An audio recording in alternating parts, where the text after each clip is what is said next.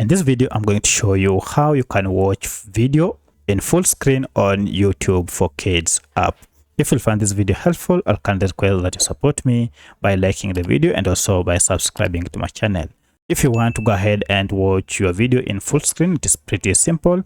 Once you find your video, for instance, I have this video here and I'd like to go ahead and play it in full screen. So if I go ahead and tap on play button, you can see it is not in full screen. However, if you want to expand this so that it is in full screen, just go and tap on it just like that and it will be in full screen. If you want to restore it back to where it was half screen with these next videos, you will also be able to do so by just tapping on it. So you can simply tap on it back and forth to exit and enter full screen mode. So that's how you do it on YouTube for Kids app.